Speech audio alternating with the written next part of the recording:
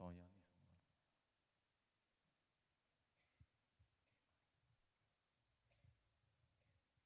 Dia manasa antsika mianakavy ihany koa. Mino fa efa ato an-tranontsika fa ny tompo hitantanany izay mbola any an-dalana rehetra any a. Mba tonga soa matsara eto amin'ity toeran'ity indray. Afahantsika miray fo, miray saina, miaraka manome voninahitra n'ilay tsy toa, ilay Andriamanitra, ilay mendrika ny fisaorana sy mendrika ny memboninaitra. Na izany na tsy izany nefa dia faly miarabantsika tsirairay avy indray izay nasaina, izay ny tao amin'ny fanahy tonga soa eto amin'ity toeran'ity. Ary arabanao akaikinao, miarabanao aho hoe tahin' Jesosy ianao a, tonga soa eto amin'ny fanotronan'Andriamanitra. Homendrika an'izany tokoa anie ianao amin'ny anaran'i Jesosy. Amen. Tiaka mafy be antsika ho an'i Jesosy. Alleloia. Dia manaraka izany a, vonono ny fonao, mino aho fa efa vonona ianao, ny sainao sy ny mombanao manontolo indray. Isaotra anome voninahitra. Iakohaka eto anatrehan'ilay tsy toa, izy ny mendrika izy rery, ilay velona mandrakizay, ilay mbola nanome ny tombonandro ho antsika tsirairay avy, mbola nanome ny hery, ny tanjaka, mbola nafahantsika indray namindraka tonga soa matsara eto amin'ity toeran'ity. Ary tsy ny androany ihany, fa matoa ianao mbola teto dia voatay ihany koa ny omalinao rehetra sy ny andronao hatramin'izay ka ho mandraka izay. Amen.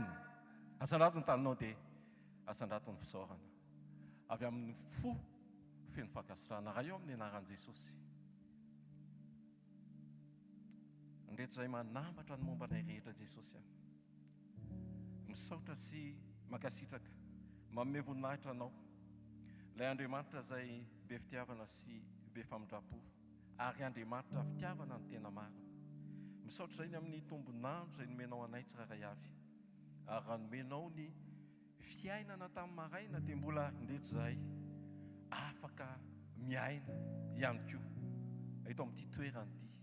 Misaotra ny amin'ny fiarovanao, misaotra ny amin'ny fitantananao, misaotra ny amin'ny fitahianao, ary misaotra tsotra fotsiny amin'ny Andriamanitra tsy toanao dia ilay tompony tompo sy mpanjaka ny mpanjaka, mendrika anao ny dera ny haja ny voninahitra, ilay mitoetra amin'ny manerinerina. Misandraty eto amin'izao toeran'izao ary manam-pahopony tsirairay avy indray mba ho tonga fifantohana feno sy tanteraka ho anay tsirairay avy. Tsy ahita afa-tsy ianao, tsy ahita afa-tsy ny fahatsaranao, tsy ahita afa-tsy ny fahamirapirantanao, tsy hiaina afa-tsy ny voninahitra sy ny fanatrehanao feno. Satria eto ianao, araka ny teninao fa raha misy rona telo mivory amin'ny anarako dia eo afovoana eo. Eto ianao Tompo ary ao am-pony tsirairay avy ianao Tompo. Ary aoka ny fanahinao masina ihany koa, izay efa nitantana, izay efa nitarika. Naneo ny fahindrenao sy ny taridalanao mbola ho ao anatinay tsirairay avy indray. Anokatra ny fonay izay ary aoka hitoeranao feno ny mombanay rehetra, ny fisainanay, ny fieritreretanay, ny fonay, ny fiainanay, ny fijerinay, dia aoka ho feno ny fanampahanao. Ilay Andriamanitra ray tsy toa amin'ny anaran'i Jesosy, amin'ny alalan'ny fanahinao masina, manala ny fifantohana, hitombonay amin'ny etaeta, amin'ny anoanana, fa izay nona no vokisana, ary vokisana zava-tsoa, vokisanao izay mendrika sy voahomana ao anatinao sy avy aminao, hatramin'ny ela ho anay tsirairay avy eto. Ary indrindra ampijoroanao sy anoronao indray ny lalana tsara ka izoranay, ho azonay, raisinay, andehananay Tompo, hieveranay ny famindranay isa minitra isa-tsigondra indray, mba ilay hifanaraka amin'ny sitraponao sy ny amin'ny fitarihanao. Tompo, aok'izay andrehanao tokoa raha hiteny ianao, mihoatra noho n'izay mety fandrenesanay ny nofinay sy izay fihetseponay sy izay saintsainay. Aoka Tompo izany angina androany, faoka ianao no hiteny ary hisokatra sy andre izany ny any anaty fanahinay, ny amin'ny sofinay, ny mombanay manontolo, mba teny hipakatra ny ponay ka ho tonga fiainana, ho sakafo ampahery anay ka ampijoro anay, afahanay ihany koa mandroso mijoro hatrany araka izay takianao sy araka ny sitraponao. Manam-pahafeno indray ary Tompo amin'ny voninahitra amin'izay tianao, amin'ny fahatsarana, amin'ny famirapiratana androany. Ninona mety endrika aizina vesatra dia eo ianao ilay Andriamanitra izay atononay, anome ny fitsaharana, anome ny fahatoniana, ary indrindra ihany koa anome ny fifaliana ao anaty fahatokiana feno fa ianao ilay Andriamanitra fitiavana, ery, fialofana, fiarovana, fiadanana, ilay Andriamanitra velona mandrakizay. Makasitraka indrindra ray ilay naharin'ny tany sy ny lanitra misandrata fa mendrika anao ny fisaorana sy ny voninahitra feno dia feno amin'ny anaran'i Jesosy. Amen. Tiaka mafy be antsika ao an' Jesosy a. Ary hoentintsika ihany koa mamaky ny salamo. Salamo fahaenina amby enimpolo andininy voalohany ka hatramin'ny fahavalo.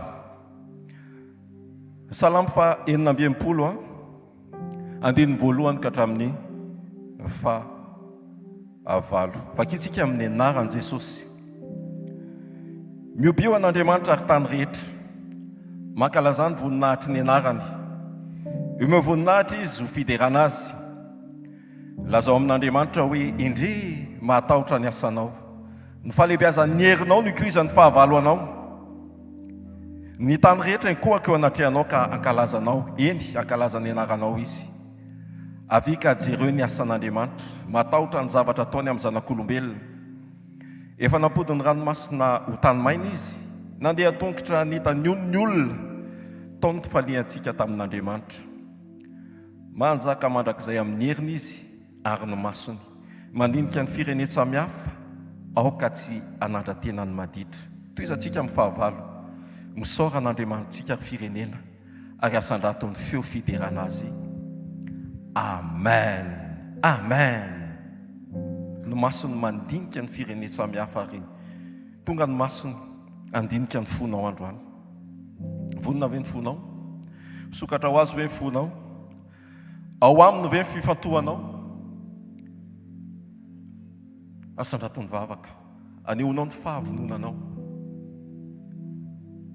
Tindray ny fonay Andriamanitra rainay tsara indrindra. Ianao izay mahita ny lalina tsy hitanay. Tia ny fonay Tompo, nosokafanay feno anao, anjakanao sy hitoeranao.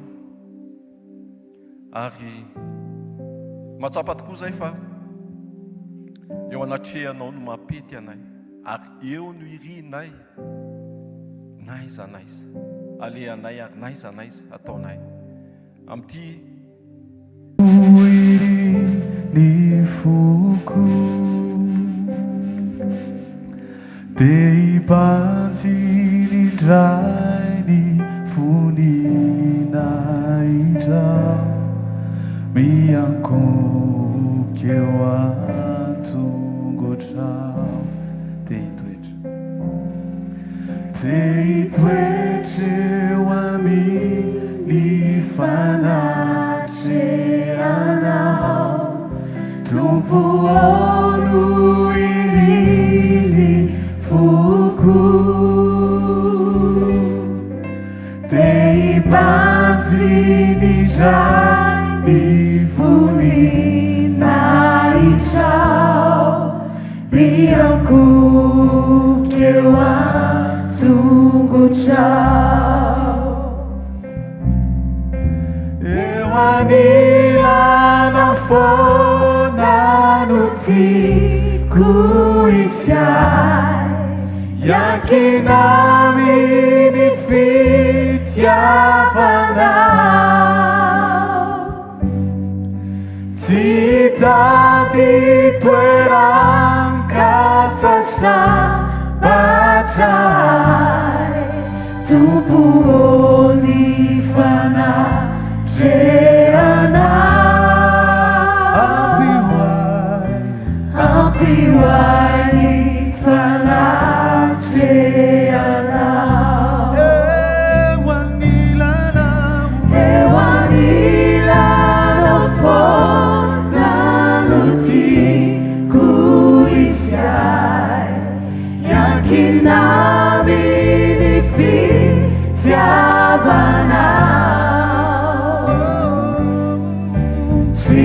tadi toerana fasambatray tompoony fanatrehanao ampiainy fanatrehanao tompoony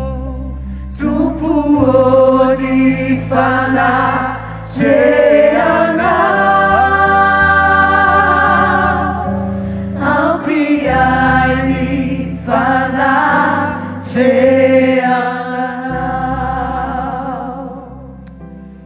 Eto ny toerana tsara indrindra mety aminao, eto ny toerana tena mety amintsika satria eto Jesosy.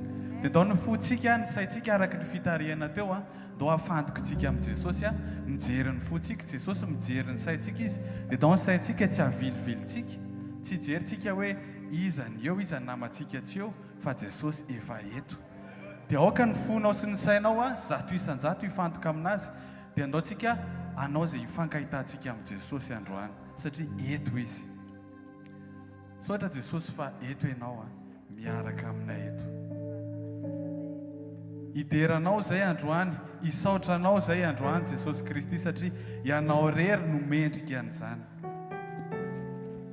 Ny anaranao rery no isaorana eto, ny anaranao rery no asandratra eto amin'izao toerana izao androany Jesosy Kristy.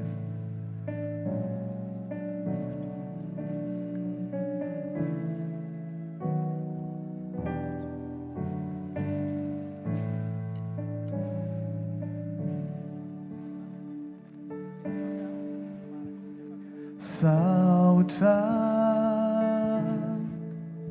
no atolotro anao, no retombon'andro menao, ifandraisako aminao.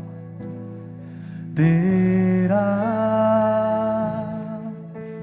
ary laza ihany koa ho anao rilay tsy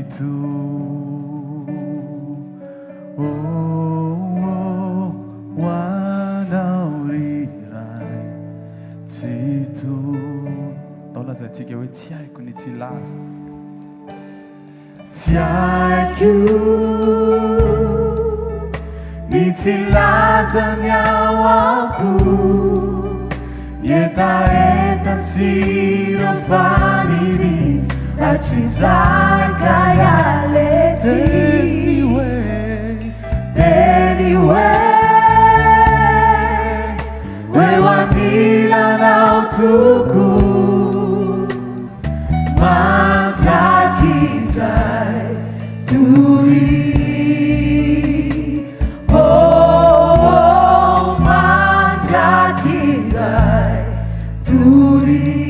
Ianao ilay ray tsy mba mandao, ianao ilay ray tsy mba mandao, asandratra avy ny anaranao, ny amiko rehetra anjaka, fa foky omenanao, nano sisa iaina nety, ianao itantanizany ity, ka ny mombamomba rehetra ho anao tsy misy fe. dao aventsika saotra. Saotra no atolotro anao, no retombon'andro menao, ifandraisako aminao. Tena ary laza ihany koa ho anao rilay tsy ho anao rilay tsy Tsy haiko ny tsy laza. tsy haiko ny tsy laza ny ao ampo, etaeta sy ireo faniry Zaida ya leti anyway we wanila na utuku majakiza suri majakiza suri yanao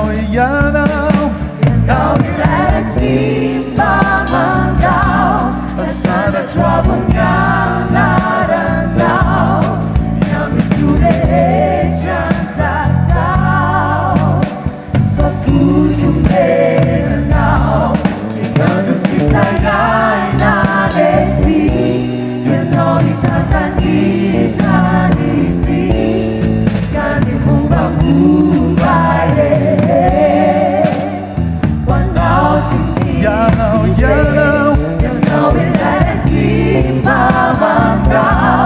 Sana trouble now, now we creations that come. The food you made now, the honesty side reality. You know me that the needs are easy. Now we move by one out to me is Kani mumbai reyes Wanau ti misi fez Kani mumbai reyes Wanau ti misi fez Amen. Zany mihitsy Jesosy ny aminay rehetrarehetra dia atolotra ianao ataonay fanatitra fisaorana anao rery Jesosy ideranao zay Jesosy fa mahagaga ny asanao tsara ianao taminay ary fantatra ny fanahinay marimarina zany Jesosy ideranao zay androany eto ny herinao Jesosy eto ianao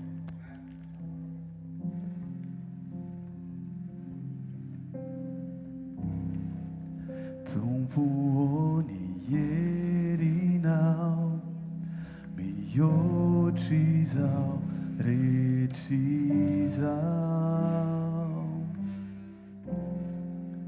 kanifamindrampunao manderana ny tany tsisy azo Sisi azuarina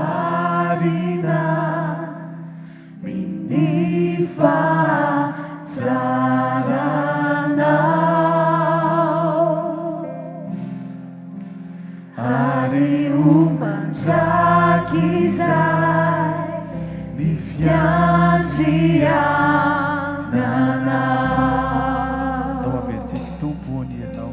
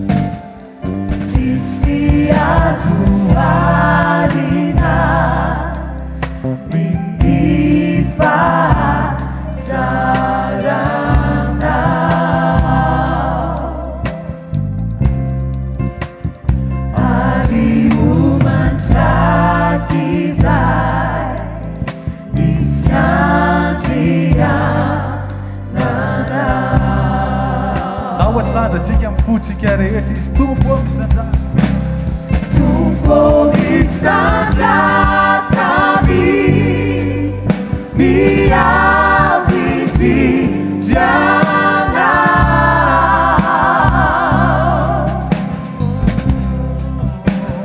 cari fiderana manderana vita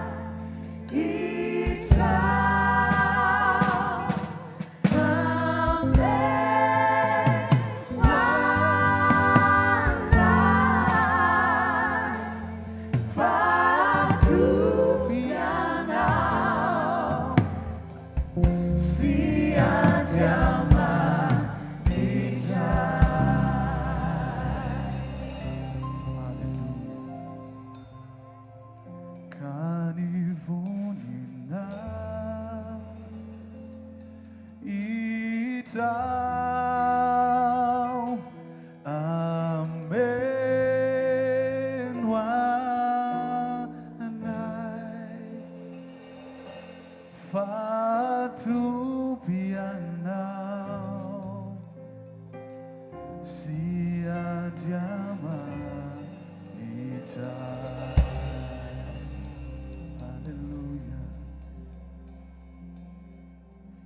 tombonay ianao jesosy andriamanitray amin'ny fonay rehetra jesosy ny ilazanay an'izany maniry zay jesosy androany iombina aminao maniry zay jesosy ny kambana aminao androany mangetahitanao ny fanahinay jesosy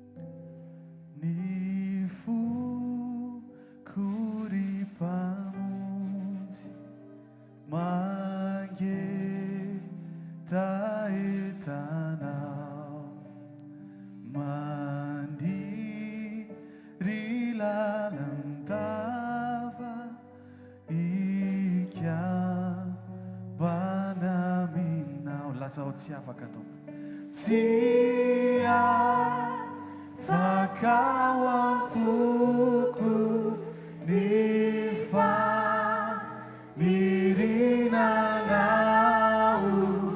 mone lore ny foko olam-panao dao averitsika ny foko ny mpamonjy Ni fukuri pamunzi mange taetanau mandi rilarandava ikya banaminau sia fakawapu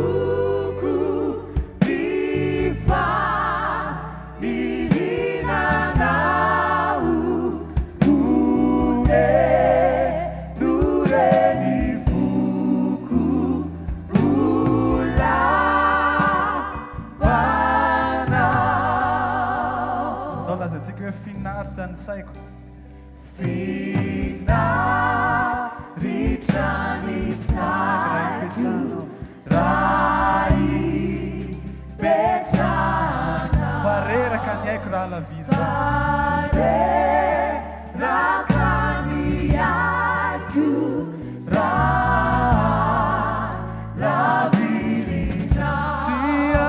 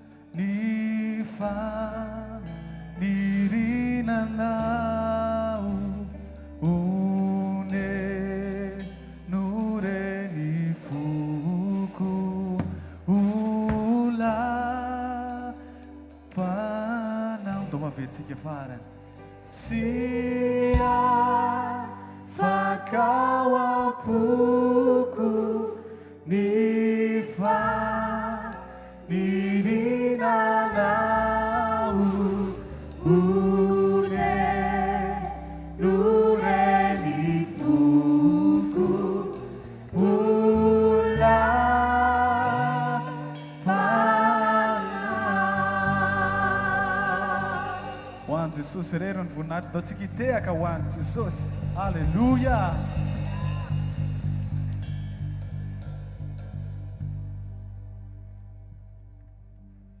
Mazava toerana tompoko azafady. androantsika dia hisotra amen raha pitsy ny témoignage sipitra kely afazafady andaontsika hitsangana dia andaontsika hisotra an' jesosy ny amin'ny tarihan' jesosy atsika ny amin'ny rovany atsika ny amin'ny tantanan'ny fiainantsika mahatonga atsika mbola afaka mijoro eto tahaka izao androany amen izy aloha natsapa fa teo amin'ny fiainan' jesosy manana ny fanamasintsika miresaka amintsika Andriamanitra bitsika amintsika mandefa teny foana izy amin'ny alalan'ny mpanompony dia mionkadre atsika izay no mbola ahafahantsika tonga eto androany amen dia androantsika andao iray fo iray fisaina hisotra an' Jesosy ny amin'ny fitarihany ny amin'ny fiarovany ny amin'ny famindram-pony dia asandrato ny tananao tiako ianao raha hanokatra ny fonao dia hisotra hankasitraka ny fanamasina ray amin'ny anaran'i Jesosy mankasitraka anao izay ray ny amin'ny nanomezanao ny fanamasina misotra Jesosy fa miresaka aminay foana koa ianao amin'ny alalan'ny mpanomponao misotra fa miteny aminay ianao amin'ny alalan'ny fananao masina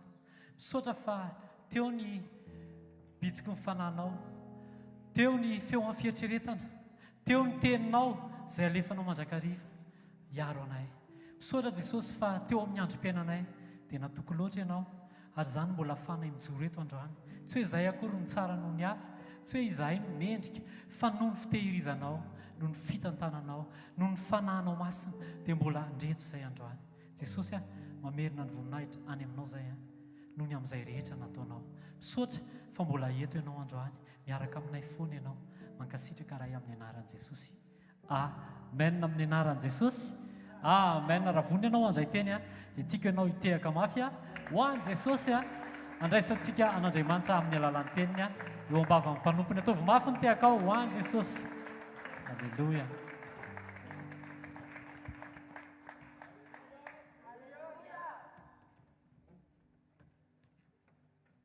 tsy teatanana mafy ho an'Andriamanitra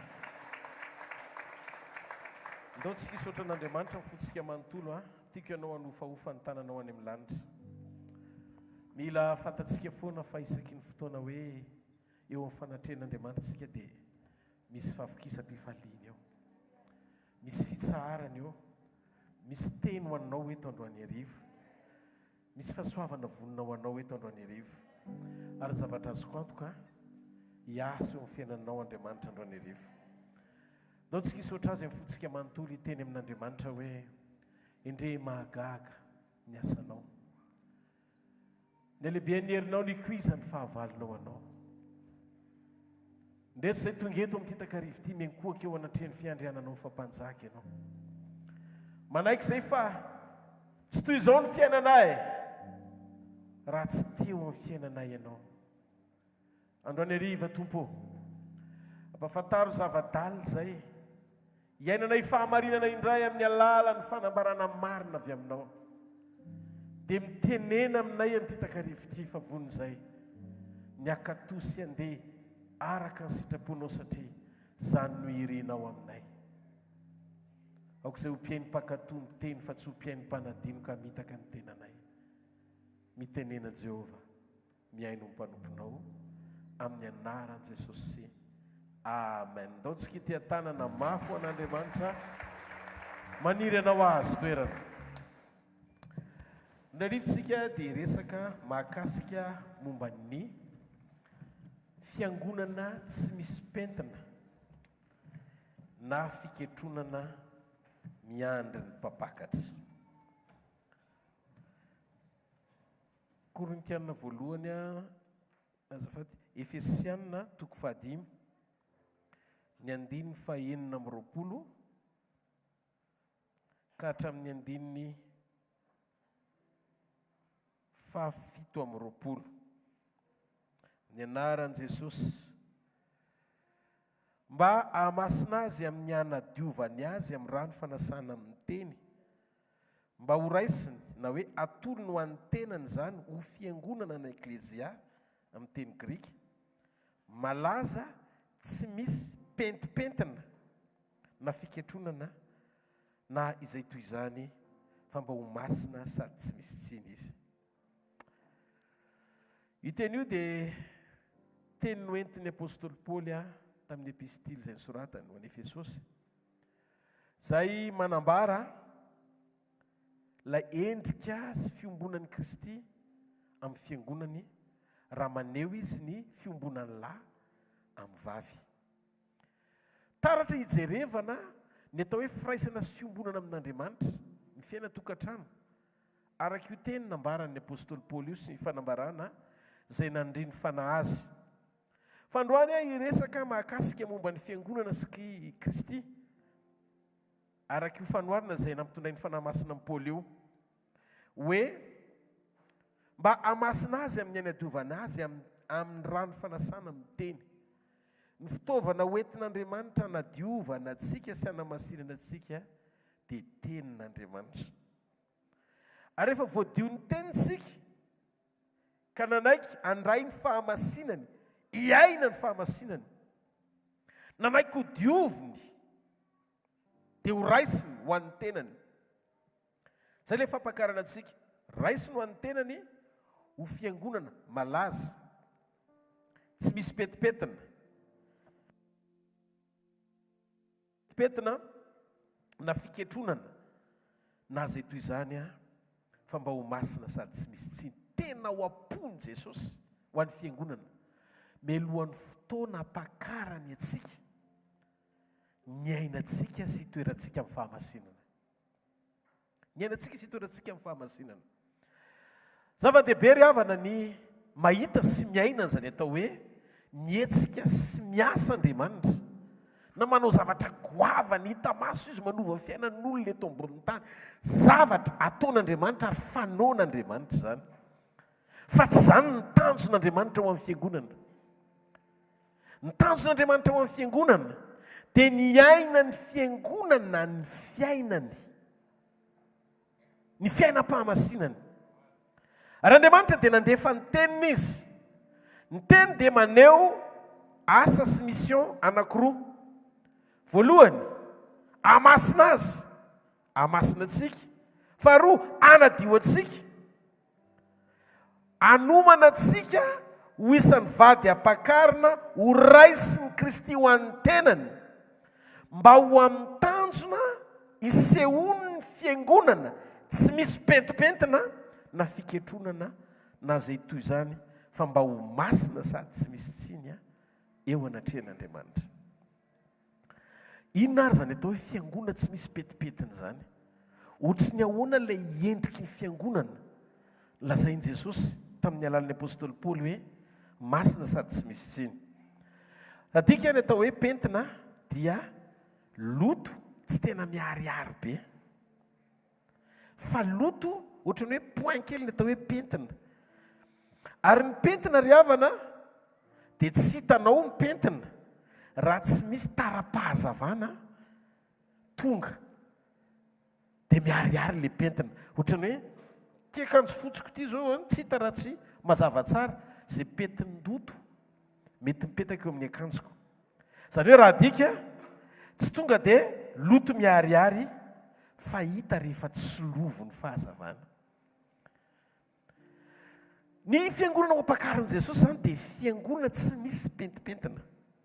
Io zany ilay endriky ny toe-po miafina ao anaty. Io ilay toe-po tsy misy mahita raha tsy tarafiny teny mba ho hitsiana, hifanaraka amin'ilay volonté na ilay sitrapo tian'Andriamanitra ahitananao eo am-panompona azy sy eo am-panaovana ny sitrapony. Ndao ahy hitondra antsika eo anatin'ny fotoana fohy ireo endrika maneho an'izay atao hoe pentipentina tokony hoe sorony izay.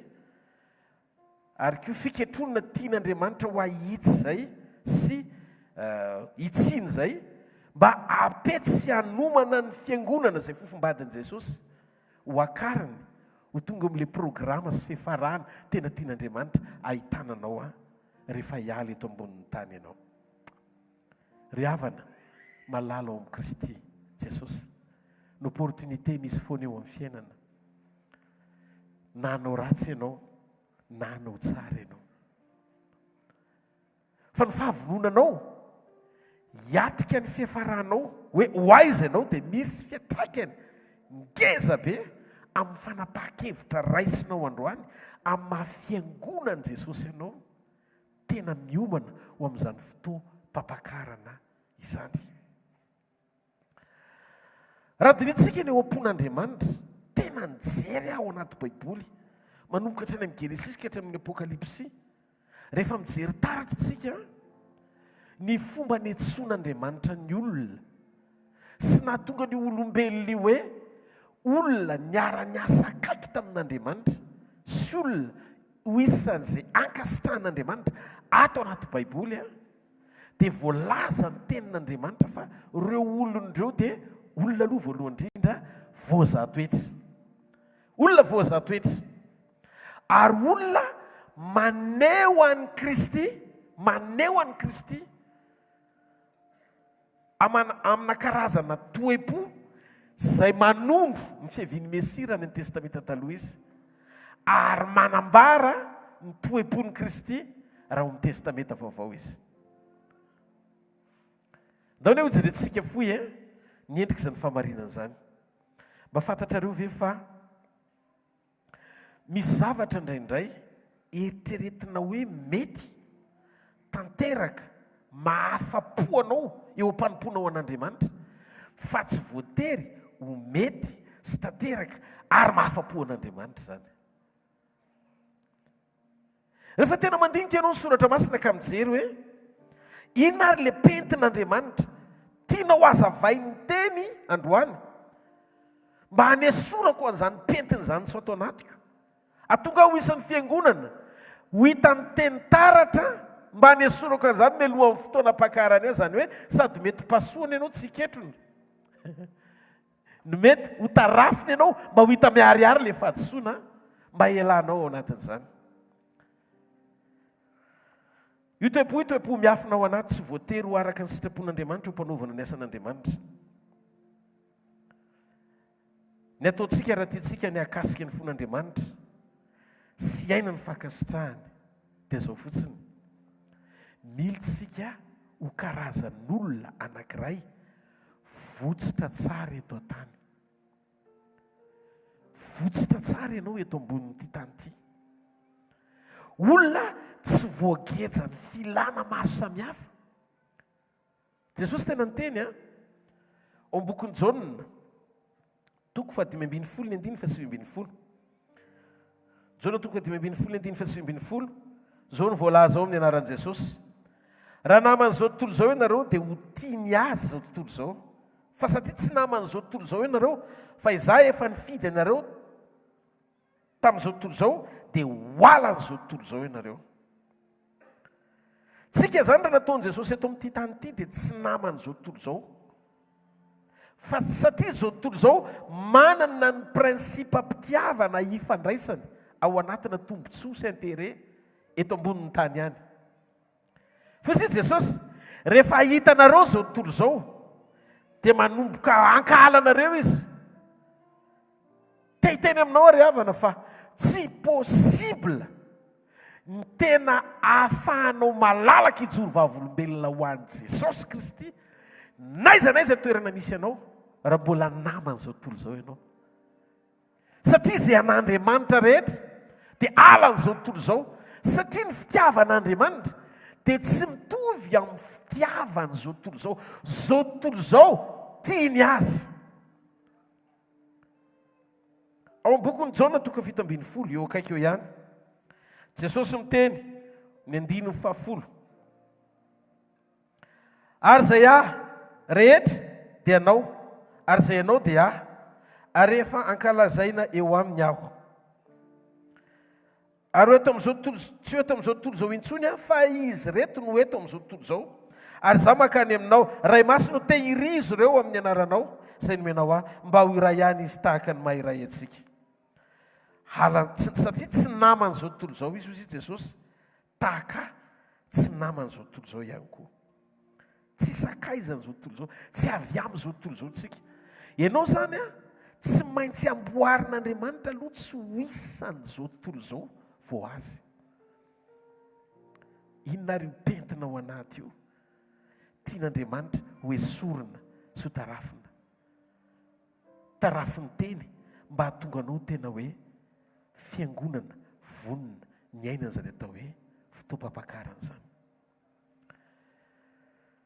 Izao ry havana, tena namadibadika ny Baiboly dia nijery. nijereko i Abrahama nisedrain'Andriamanitra i Abrahama. Dia inona nisedran'Andriamanitra ny Abrahama? Nasainy natolony izay tia indrindra sy nitadiaviny ary niry ny ela. Le fanatitra tsy nilain'Andriamanitra akory Isaka, fa nitoepo-ny Abrahama ny tia no hita hoe miraiki-po aminy ve sy mametraka ny fisiany izy Andriamanitra ho ambony lavitra noho ny fifandraisany sy fitiavany, fifankatiavany ara-piakonana ao an-tokantranony. Ary Andriamanitra nahita fa Isaka tena tiany Abrahama fantatra. Tozy izy Andriamanitra atololo fanatitra Isaka. Fa rehefa hitan'Andriamanitra hoe say Abrahama, zay Andriamanitra voafaly, zao vao hitako fa tia ahy ianao, zao vao hitako fa tena maka-to ahy ianao. Dia zao izy Andriamanitra hanomboka programa goavana amin'ny alalan'ny fisianao. Andriamanitra zany Andriamanitra tsy mifidy olona fa mifidy toe-po, fa olona no antsony. Olona no antson'Andriamanitra fa toe-po no fidian'Andriamanitra. Atsangany an-tanan'izay mandeha anahako.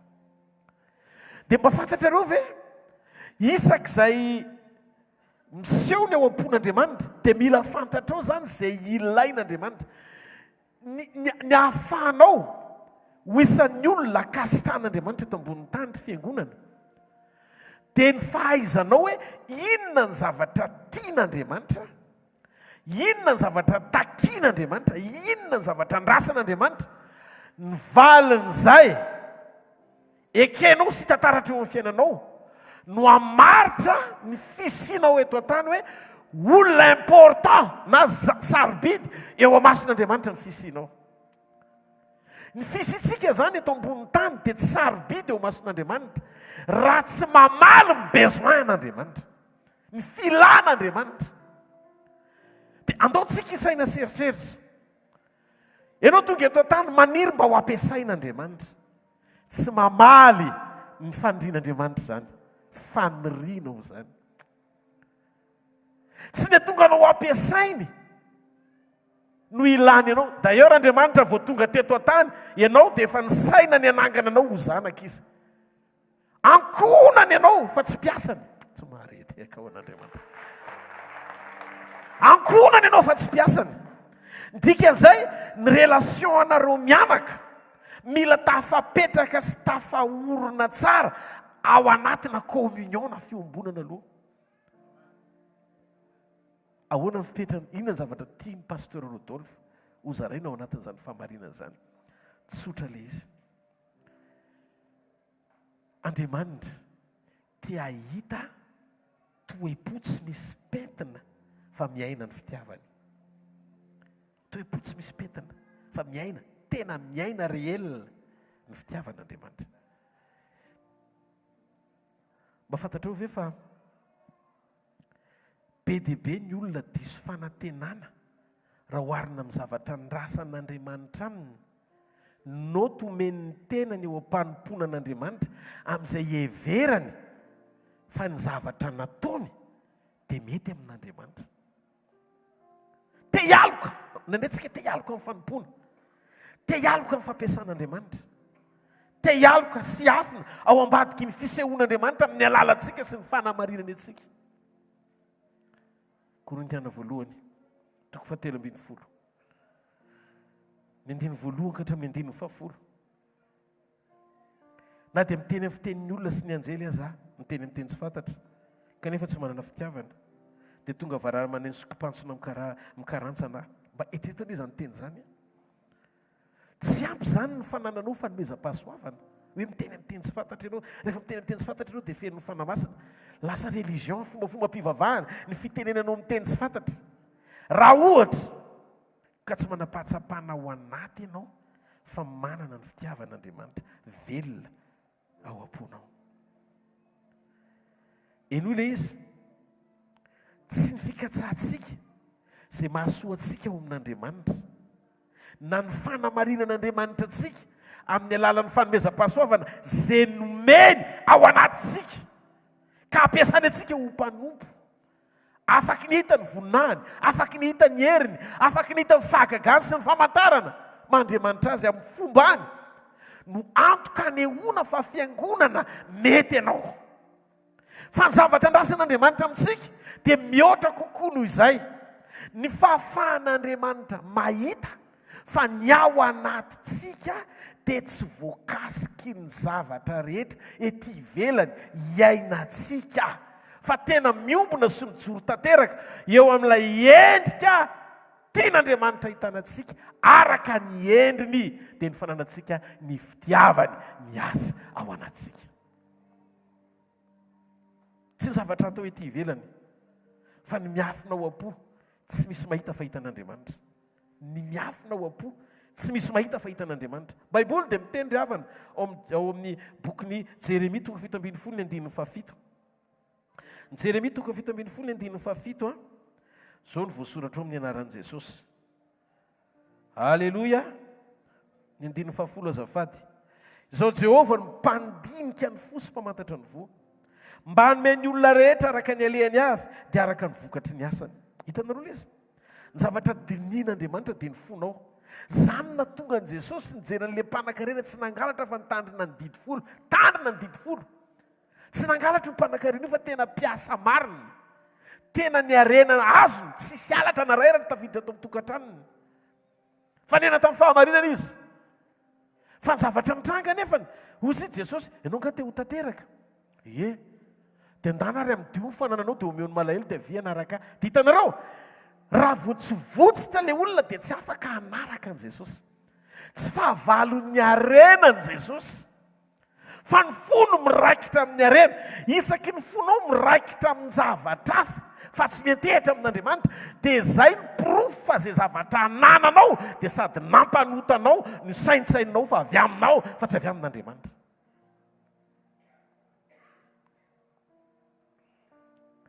Dia ndony itsika eritretra fa ny lora tena feno fiatsaram-belatsiny ny lorantsika tena ao an'Andriamanitra. Satria ny fotsika tsy tena miraiki-po amin'Andriamanitra, ary tsika izany raha ny tena marina mbola tsy nanaraka an'Andriamanitra, mbola tsy nanomboka akory nanaraka an' Jesosy. Satria raha ny testa nataon'i Jesosy tamin'ity mpanan-karena ity dia zao, ozy izy Jesosy tamin'ilay mpanan-karena. Zao ozy izy, efa nataoko daholo ny zavatra rehetra izay tokony nataoko. Fa inona no ataoko mba ho tanteraka ahako? Dia ozy Jesosy efa voalaza ozy izy, fa aza mijangajanga.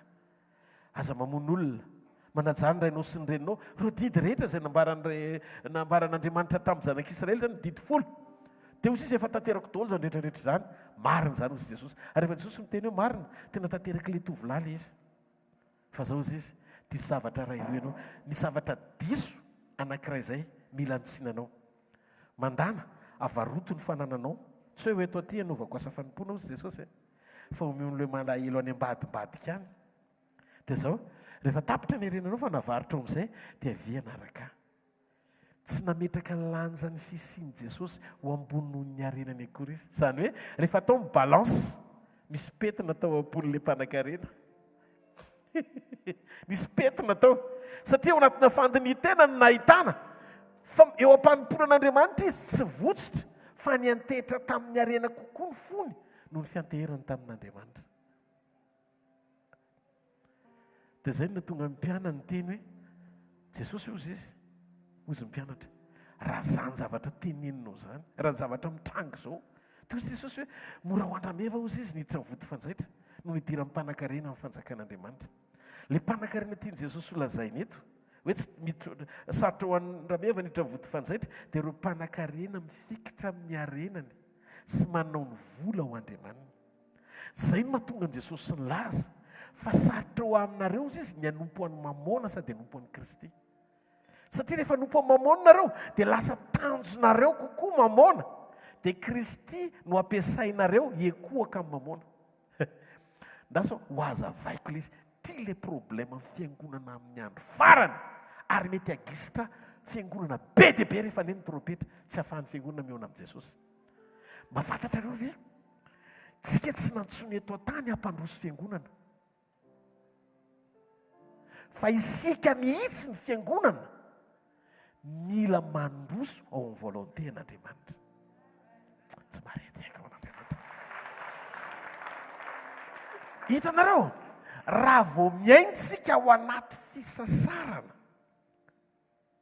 dia misaintsika fa ninninona zavatra rehetra voaraintsika ao anaty fisasarana dia tsy avy amin'Andriamanitra fa avy amintsika ihany. Zay no mahatonga n'le toetra sy le tasy ao am-ponao io mifamatotra ny fitiavan-tena. Tsy tonga ho azy io toetra io, fahirana, fitiavan-tena, fanahiana, tahotra ny oraraka, tahotra ny antra, tahotra ny tsinakanina, amoky ny tinofo, lora apitso ty. Eto tany fandalovana fa tsy fanaperana. Testa ho anao ny zavatra rehetra mitrangy hitany masonao izan'Andriamanitra toetra ny fonao hoe atraizany fata ahafahanao manatanteraka ny asan'Andriamanitra. Ianao mahalala, ianao mahafantatra tsara fa matoy ianao natsoan'Andriamanitra sy natsangana ho zanany. Dia zao mijery izy miasa. Zany mahatonga ny Abrahama n'izany toetra. Andriamanitra ny tsy niteny hoe toloro daholo ny fanananao rehetra sy ny omby aman'ondronao fa le tokana maminao indrindra izay hitako. Fa raha ny amin'izany hitan'Andriamanitra fa hafoiny Abrahama ihany. Raha nomen'Andriamanitra soa izy izy tianao hanolotra ny Isaaka sa hanolotra ny fanananao dia aloha nanolotra ny fananany fa aloha ny azo ny Isaaka. Fa hitan'Andriamanitra hoe tia ny tena maharary azy. Hitanao any amin'ilay firaiketam-po amin'ny zavatra no arian'Andriamanitra toy ny zavatra sy fananany Abrahama Isaaka. Dia hozy izy atolory izany toetra ny fony. Dia andaontsika isaina hoe raha ohatra izany ny eo am-pon'Andriamanitra lalina tamin'izany. Nitairin' Jesosy ao anatin'ny fahatanterana ilay mpanan-karena tsy sananaraka azy fa tsy nafony fananany. Fa manina Andriamanitra manao fanoharana ohatr'izany. Nitanjon'Andriamanitra ao amin'ny fiangonany ny andro farany tsy manompo vesaran'izao tontolo izao ao anaty eo am-pijoroana sy fanompon'Andriamanitra fa manjary mampiasa an'Andriamanitra ho Andriamanitra amaly ny filany fotsiny fa tsy ho Andriamaniny ampakatra azy akory. Maniry Jesosy ny bebany fiangonany ny andro farany mba ho fiangonana tsy misy pentina fa tanteraka eo amin'ilay antom-pisiny ilan'Andriamanitra azy.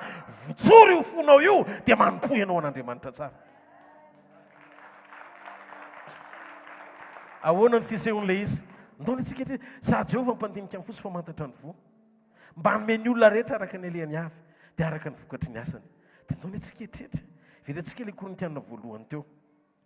Inona ny mahasarobidy an'ilay le tena endriky ny fitiavana takian'Andriamanitra ananana. Ozy izy. Ary na dia manana faminaniana aza, faminaniana fanomezam-pahasoavana, ka mahalala ny zava-miafina rehetra, sady manana ny fahalalana rehetra, ary na dia manana ny finoana rehetra aza, rehetra, ka mahafindra tendrombohitra ary le fanoharana ny tenenin' Jesosy ny kanefa tsy manana fitiavana, dia tsy nitsinona fa ino no fitiavana tadiavin'i Jesosy io? Io karazana fitiavana io efa mba nandinika ve zay rehetra mitady ny fanahy faminaniana sy mitehitombo amin'ny fahasoavan'Andriamanitra mba hatonga azy olona ampiasain'Andriamanitra mirehitra ny faniompamatana sy fahagagana hoe tsy tanjona neny ananana an'izany. Satria Jesosy eto nilaza fa tsinitsininy ianao na manana ny faminaniana rehetra azy ary izy mihitsy no nilaza amin'ny fivereneny amin'ny raha an-lanitra. Dia zao zay nilaza ny tenany fa naina aminany na nanao asa lehibe tamin'ny anarany no fantany amin'ny fotoam-pampakarana. Fa inona mahatonga an' Jesosy nilaza fa misy grand prophète fa mpanao meloka, mpanota. Na ezatsika amboarina azy ilay fomba fiteny hoe tsy mpanota ntsony no fiantsonantsika fa zanak'Andriamanitra. Rehefa andevon'ny ota ianao na zanak'Andriamanitra aza dia zanak'Andriamanitra mpanota. Zavatra tsy azonao izy. Tsy tokony hisy geja sy fatotra ntsony hiazona anao eo amin'izay toerana tsy tokony ahitan'Andriamanitra anao. Andriamanitra tia ahitanao eo amin'ny toerany fitiavany. Olona tia azy no ilain'Andriamanitra fa tsy olona be fahasoavana fa nanary ny fitiavany an'Andriamanitra. Mahavariana fa io teny olona ny nambaran'i Jesosy tamin'ny Efesosy raha tsy diso ao amin'ny fiangonan'i Efesosy hoe fantatro izy ny asanao fa tsara be daholo. Ianao tsy manana discernement, esprit de discernement matanjaka be ianao. Fa zao problème anao izy Jesosy niala tamin'ny fitiavana voalohany ianao. Zany hoe niova teny an-dalana arakaraka ny nandrosoa ny motivation mpanompoany inona ny mahavoafaritra tsara ny atao hoe fitiavana. Andao anie ho azavaiko amintsika, eo ampanompony ianao dia mila mahalala le ao anaty manetsika anao eo ampanataterahana ny asan'Andriamanitra. Tsy ho amin'ny tanjona ametraka ny fanomponao aomby hitamaso, fa ametraka ny ao am-ponao ifandray amin'ny fankasitrahany. Tsy maninona na tsy ho zakan'ny olona rehetra aza ny zavatra zarainao. Afaka olona telo sisa ny miakatra any an-danitra. Afaka olona telo sisa. Jesosy raha teo koa ny teny fa mibosese hiditra ho vavahady ety nareo fa vitsy ny oraisina. Fotoanany andro farany anomboka isafidy ny olona, zao ny attitude-ny olona, ny fiangonana misy pentina. Raha vao misy pentina ny ao anatinao dia lasa filana no mitarika anao na dia hitady an'Andriamanitra aza. Lasa iny mivesatra ao anatinao hitadiavanao an'Andriamanitra. Dia izay mahatonga ny apôstôly Paoly laza fa amin'ny andro farany ozy izy angidihidy sofina ny olona dia hitady mpampianatra ho azy araka ny filany. Rehefa ianao no mifidy mpampianatra mety amin'ny sofinao dia efa manomboka mpampianatra avy aminao no henonao, fa tsy le avy amin'Andriamanitra tokony ho henonao nefa tsy tianao henono. Marety ho an'Andriamanitra. Hitanareo, le petina ao anatin'ny olona tian'Andriamanitra hoe sorona mba hahatonga ny fahazavany teny hiasa ao anatiny, dia ny fahafahanao manana fanamamantatra ao anatinao, andraisanao fanapahan-kevitra mifanaraka amin'izay zavatra andrasan'Andriamanitra aminao. Eto tsika androany arivo, misy zavatra andrasan'Andriamanitra aminao androany. Fatara ao anatin'ity fahamarinany ity ny toe-ponao fa hiditra amin'izay aho hoe ohatra ninona kay le fiasan'ny fitiavan'Andriamanitra ao anatin'ny olona. Jereo anie ny teny Jesosy.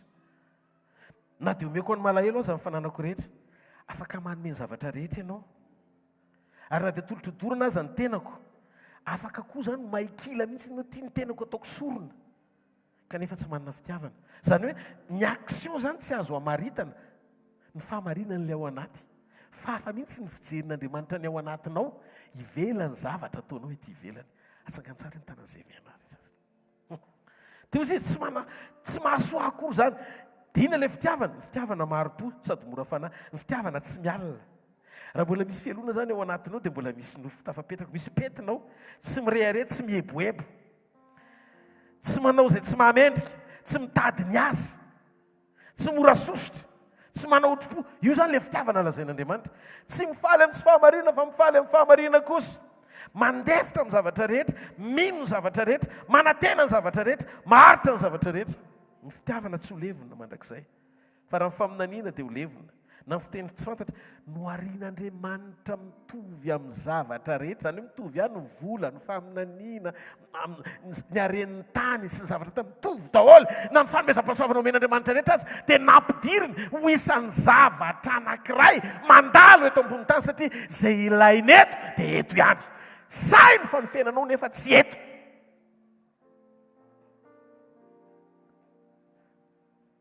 Alleluia. Inona ary zany no endriky ny toe-po takia ny fitiavana eo, takia ny fitiavana eo, mba hamaro toerana ny ato anatiko. Rehefa tarafo ny teny amin'izay dia tsy misy petina. Isak'izay tonga ny teny ka maratra ianao dia misy zavatra kosehan'ilay teny izay ao anatinao. Ary ny mafy be ny manaisitra n'ilay fahazarana mbola akamaminao nefa toerin'ny teny eo amin'ny fanatrehany fa tokony ilanao. Ty resaka ty mantsy raha za zao na ianao dia samy te hiaintsika izay mahafinaritra antsika daholo. Izy moa tsy te hiaina mahafinaritra azy eto ambony tany, fa misy zavatra efa tsy azonao atao intsony na azon'ny hafa atao azy. Fiteniko matetika amin'ny vadiko, rehefa misy feo manafotoina renay na zavatra ohatr'izany dia nefa n'ilay olona akaiky ny fonay ohatra dia mitady hitrotro raha matoa ohatra, satria somary mafanafana ihany ny fandehan'ilay zavatra reny sofiny. Dia zao ny ataoko azy, ny olona mahazo manao an'izany fa tsika tsy mahazo manao an'izany. Rehefa manova antsika Andriamanitra dia manova antsika ho tahaka azy. Zany Jesosy zany mandefitra be fitiavana, be famindram-po, tsy mialina, faly mahita ny fahombiazan'ny hafa, tsy mirehare koa na manana ny hery sy ny fahefana rehetra azy. Tsy maharetehaka ho an'i Jesosy. Zany Jesosy zany. Tsika mila manahaka an' Jesosy. Ary ny tanjona farany takian'Andriamanitra tokony ho ananan'ny kristianina izay ho ampakarina dia zao, mila manaiky tsika ny hotariany fanahy masina hiaina ny fahatanteran'Andriamanitra. Hoy isy Jesosy, ao koa tanteraka ianareo tahaka ny fahatanterahana ianareo zay any an-danitra. Raha manompo ianao mba ho tahina, mamafy ianao mba mafy ianao zany mba ho valiana, dia teteny aminao tsy izay no kasitrahan'Andriamanitra. Satria raha vao manao an'izay ianao eo mpanovana ny asan'Andriamanitra. Enoy, sika zao ohatra koa misy fampianarana miteny aminao, mamafaza be dia amaly ianao Andriamanitra. Mampianatra anao izay fampianaran'izay, tsy ho amin'ny fiakofana marina. Zavatra roa no nasan'i Jesosy amintsika sady didy vaovao. Voalohany, tiavany Jehovahandriamanitra ao, amin'ny fonao rehetra, amin'ny sainao rehetra, amin'ny fananao rehetra. Faharoa, tiavany namanao tahaka ny tenanao. Zavatra anankiroa zany no fanehoana an'ilay any amin'Andriamanitra fiakofana marina ny takian'Andriamanitra. Zay a. Ary aty amintsika fitiavana izarana an'ilay toe-po voaraintsika tao anaty fiakofana nanahafantsika n'Andriamanitra. Mahafantatra anao efa nizaraiko teto. Ny fiakofana marina dia fiakofana tsy misy tambiny. Ohatra, raha mampianatra anareo aho zao hoe andaontsika handisy fideran'Andriamanitra fa ao anaty fiderana, Andriamanitra manasitrana. Ao anaty fiderana, Andriamanitra no mitahy. Van'Andriamanitra ny robine amin'ny fitahiana rehefa midery ianao ka mandisy mira ho azy. Jereo ny Luka 4:4. Luka 4:4. Noentin'ny Satana Jesosy hijery eny an-tendrombohitra. An'izao tontolo izao sy ny famirapiratany. Dia ozy izy tamin'i Jesosy, meko anao zao hita masonao rehetrarehetra zao fa efa natolotra zany. Raha miekohaka eto anatrehako ianao. Fiakofana tambazana. Fampianaran'ny devoly. Fa ny fiakofana tena izy, i Abrahama tamin'i Jehovahandriamanitra. Ozy Andriamanitra tamin'ny Abrahama, atero Isaka ho fanaty izana toetra ny fony. Zany hoe namaty antoka asianao sakrifisy azy izy dia anaiky sy akatohan'Andriamanitra. Dikan'izay tsisy idirany amin'izay zavatra andrasany amin'Andriamanitra. Fa famaliny an'izay zavatra andrasan'Andriamanitra aminy. Tsy maharetehaka amin'Andriamanitra. Azonareo ve ilay izy, rehefa Andriamanitra ny mampiakohaka ny mpanompony dia mizaha toetra ny fony ara-pifandraisana sy fiombonana aminy. Fa tsy manangy ianao amin'ny tambony tamaso amalinanao. Zany fanasitranana zany ane, zavatra ilainao eto an-tany zany mitovy amin'ny vola sy ny arena ihany. Ao anatin'ny fitahian'Andriamanitra ilainao eto an-tany zany.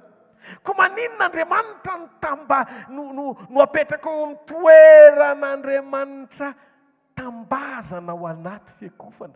Nefa tsy izay ny prinsipan'Andriamanitra. Izany toetra ny atao hoe mpiakohaka marina. Zany mahatonga ny teny mamboatra antsika. Tarafy ny teny ianao androany arivo.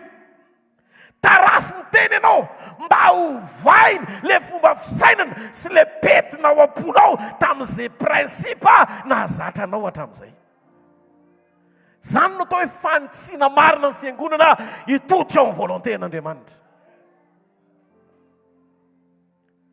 Avelao Andriamanitra anao ny ataony eo. Avelao izy anao ny ataony eo.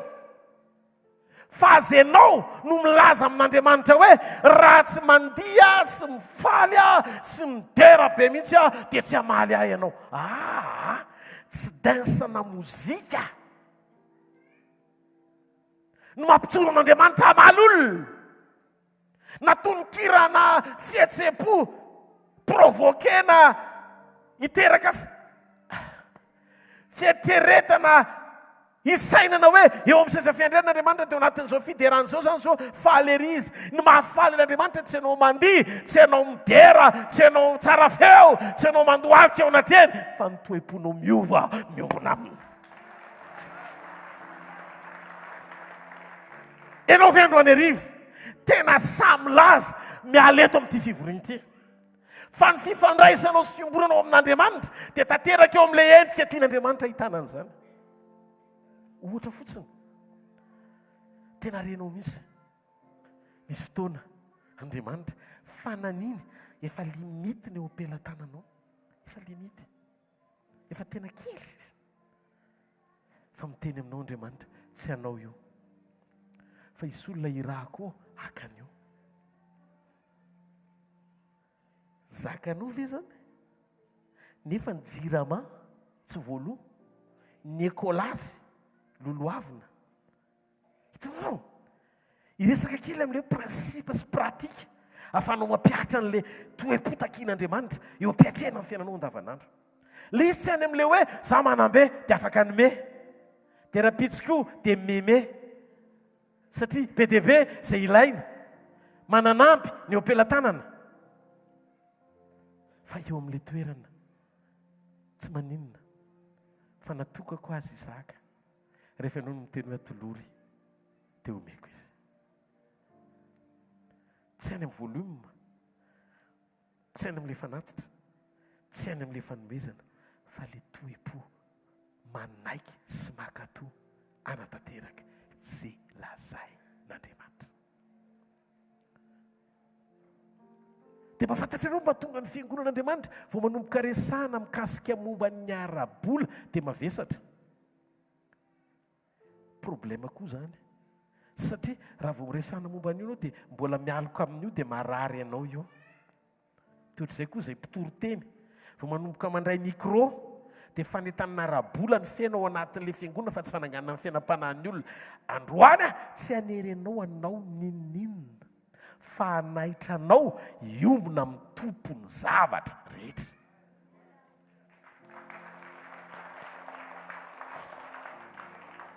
Paoly eny nytenenin'ny tompo hoe, hozy izy, aza vela izy olona ho reharehanareo. Andriamanitra zany mamily ny fifatoanao tsy ho any amin'ny olona. Tsy hoe tilianao daholo mmpanan-karena ho mpiangonana mba hahazahoanao tombony satria afaka hanohana anao. Fa inona moa ny hanohana anao koa? Ho aiza ianao?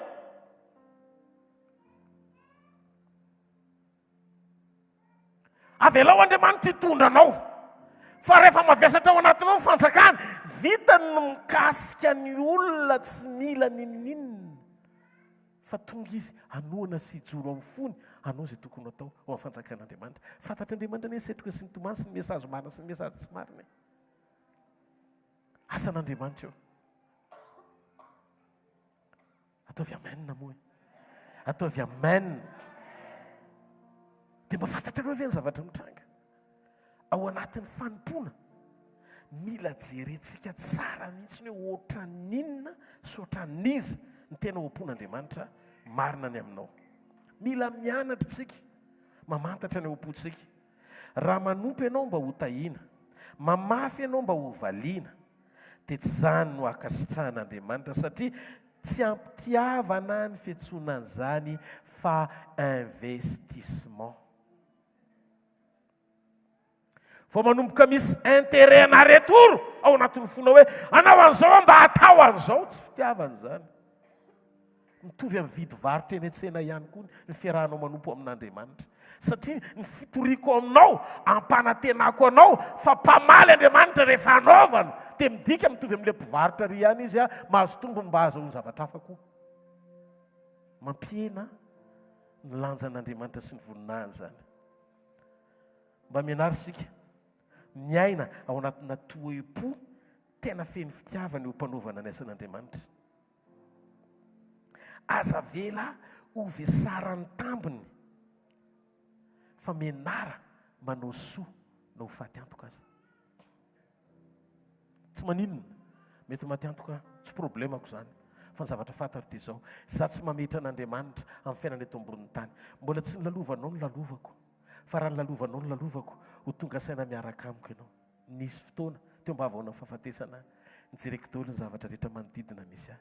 Dia izao no nataoko tompoko, tsy hoety tsony azany afaka fotoana fohy. Bebaka tena natao ampoko hoe mba omeo tombony moza mba nerako hoe jereko na ny zanako, ny vadiko. Totra ny zavatra rehetra avela daholo. Dia ndao ny eritreritra hoe nanota be mihitsy ony a mba ho tombonao amin'ny vady aman-janako nanao ny tsy nety mihitsy satria mba mafinaritra zany hoe mety ny zavatra rehetra etao tany e me manomboka brûlé ny masoko tsy dia mahita tsony sofoko mitakobona afaka fotoana fohy dia ialy atao ary zay mahafetsy ny devoly ataony devoly ianao ao anatin'io tanjaka io raha mbola mihetsika ny tongotrao sy ny tananao dia ampidiriny ao anatin'ny sainao ohatry ny olona tsy ho faty zany ianao dia ao anatin'ny tanjaka hoentiny miriry any amin'izay zavatra tia nitondrananao fa ny mampalahelo ao amin'Andriamanitra le manome anao hery manana faharetana foana izy miandry ianao mandra-pahatonga anao toly hiverina aminy aza miandry kolapsa vo mibebaka ary aza miandry hoe raraka vo verina amin'Andriamanitra voarenao ty feoko ty androany arivo ka mivantana aminao ny teny a sokafy aza velisy atakandrony ao anatinao mijoroa ianao vavolombelon'i Jesosy aza matahotra ny filazantsara an'Andriamanitra zany mijoroa amin'ny fahamarinana nanapaka ny tendanao aza jery eo anie ozy izy Jesosy tamiko fa inona angano nomeko an'i Paoly tamin'ny asa fanompony rehetra teto ambonin'ny tany tsy miliardera anie Paoly e Petery olo fahasoavana tsy tonga eto tany anangombe izy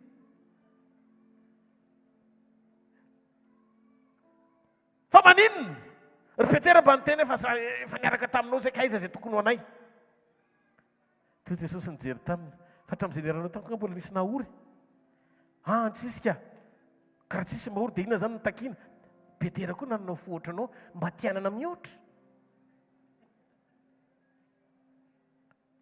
fa tsy nangalatra izy dia zao nazainy Jesosy zao Rodolphe zay rehetra tsy voavaly eto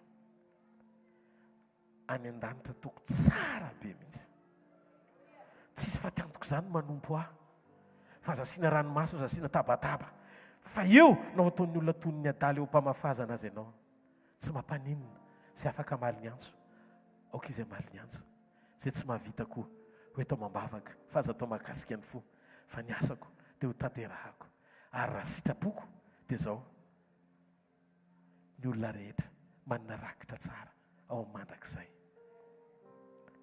minoan'Andriamanitra mihoatra noho ny teto tany ny amin'ny fisiny eo amin'ny mandrakizay miandry anao dia ho hitanao fa tsy ho voakasika ny fonao nizaniza mitaka anao nizaniza metsifetsy anao nizaniza angalatra aminao nizaniza teny ratsy anao nizaniza ohatrany tsy mahakasika anao tsony zany satria fantatrao fa tidiako ty misy fiafarany ary ny Andriamanitro tsy maintsy miandry anahy any aparany ary ny zavatra azoko antoka tsy tia tany ty rery ihany ny antony anatenako azy fa za manana fiainana tsara lavitra ao aminy ao amin'ny mandrakizay zay andrasany ahy alleloia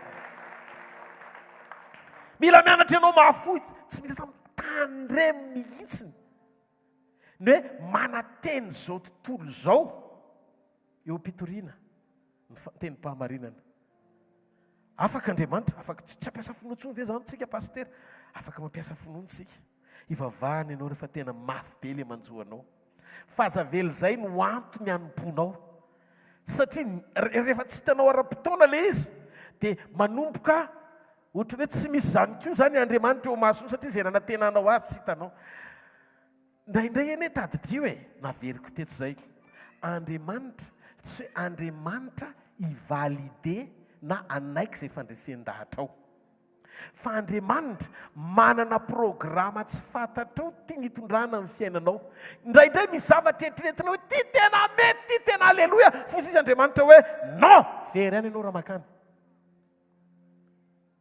dia misy izy Andriamanitra hoe mbola tsy fotoana aloha zao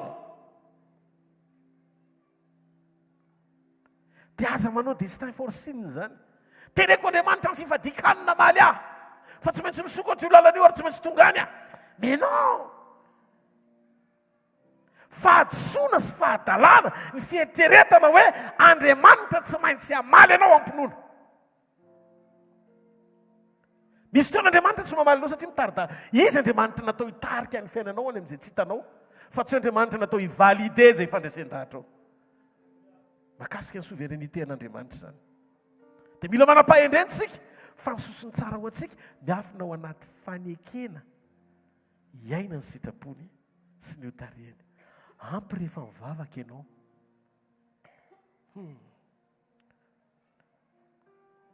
halleloia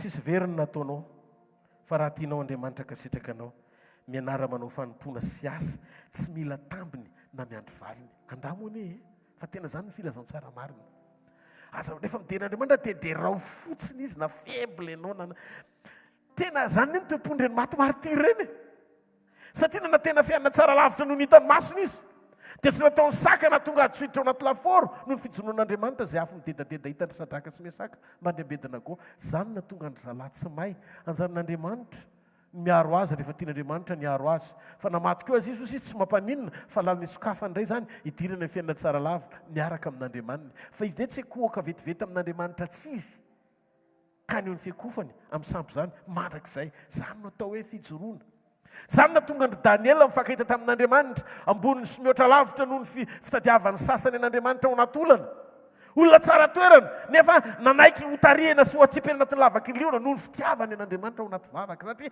manana fisokafana mihoatra izy ny amin'ny fahitany an'Andriamanitra fa tsy voaterina voageja ny zavatra ilainy eo am-pitadiavana an'Andriamanitra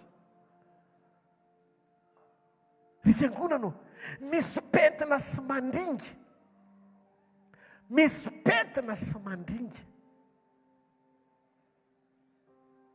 ny fampianaratsika ny amin'ny fahamarinana momba an'Andriamanitra ka za ampianarina loatra tsika nitsika fiangonana mihitsy aloha tsy aina amin'ny fifankazarana amin'Andriamanitra tambazana ao anaty fiakofana fampianarana losifera zany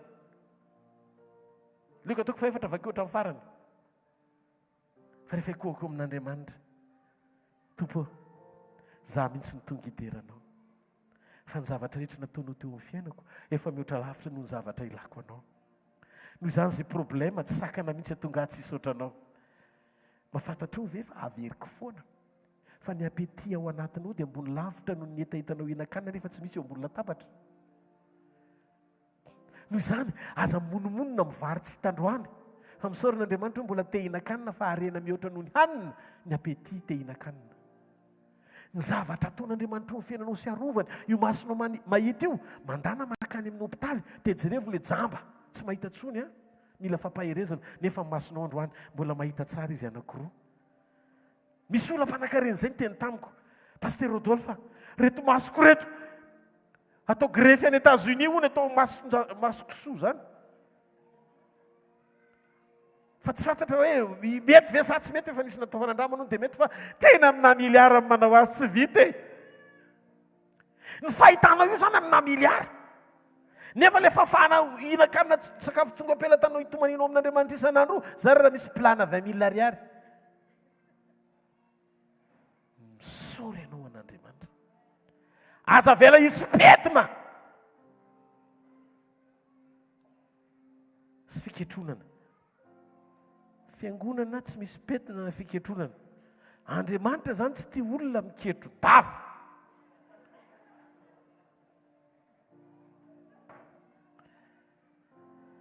ninona ataontsika dia ataovy ampitiavana ho voninahiny raha manao soa ianao olona dia misaina ianao fa zay no ataonao satria hitanao Andriamanitra anisy soa mba ho tahina Andriamanitra zay fotsiny ao anatinao dia efa misy petina le fanoloran-tenanao satria tsy ampitiavana le izy mitovy ampivarotra ny fisianao eto ambonin'ny tany satria miandry tambiny eo am-pivarotana foana amin'izay zavatra rehetra ilainao manampy kamboty ianao dia mivavaka amin'Andriamanitra hoe ampiko ny kamboty fa Andriamanitra mihitsy ny teny hoe anonotra anakarena zany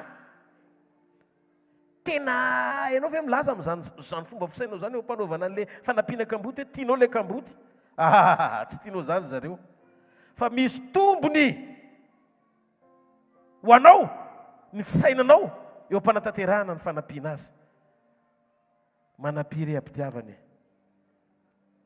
aza fatra mpiandry valony foana ohatra manome mpanompo Andriamanitra fa le mpanompo Andriamanitra ino be ositra sady tian'Andriamanitra mivavaka be dia mila fankasitrana avy amin'Andriamanitra amin'ny alalany ampitiavana ve zany tsy fitiavana zany investissement zany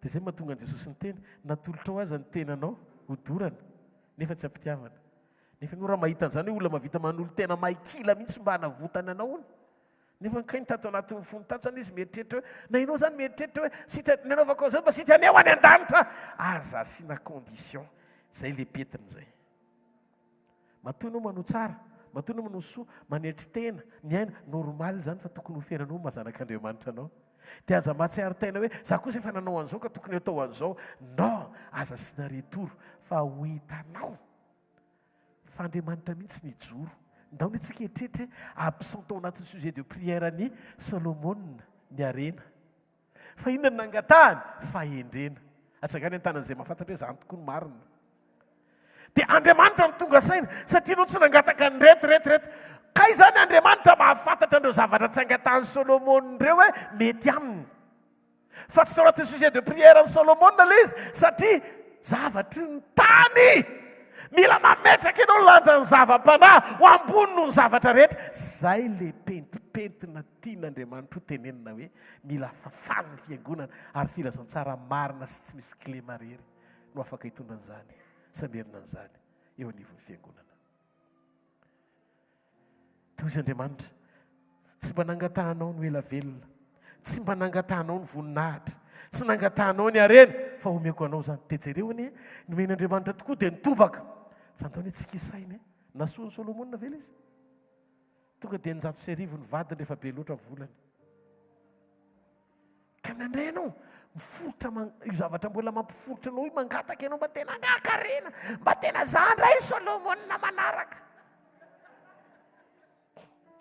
ianao ty famarinany ity ninonninona zavatra mbola tafiditra ao anatin'ny fanirianao ka mampirehitra ny ao am-ponao ny atongavanao amin'izany tanjony izany eto ambonin'ity tany ity dia zay mahatonga an'le baraingo be tsy hamalian'Andriamanitra anao satria hitany fa raha voazonao io tsy hitantsony ianao sura fa tsy hitany satria izy zavatra tena matery anao dia fanaperana aminao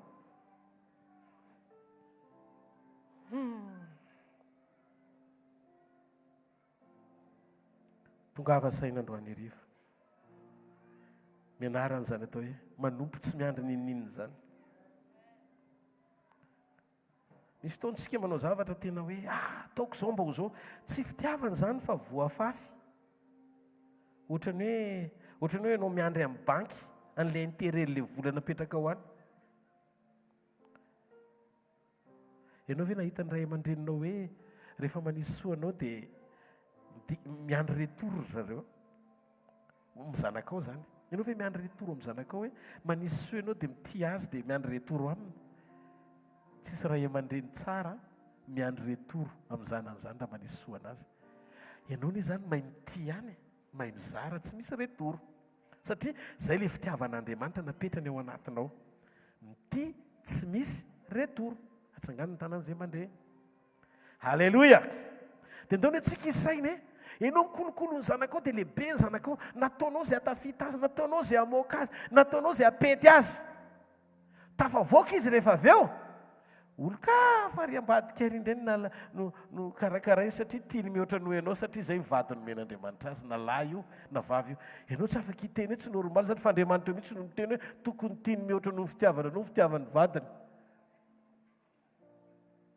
dia hitanareo ve ny ao anatin'ny sain'Andriamanitra zany zany Andriamanitra dia manino ny Abrahama ny nataon'Andriamanitra sy ny zany toetra satria izy fiatraikany amin'ny hafa ny antom-pisiny faharoa mipetina sy fiketrona tokony esorina manombo ianao manomboka androany miala ao anatin'io fitiavan-teny io tsy mahafantatra afa-tsy ianao sy nareo menakavy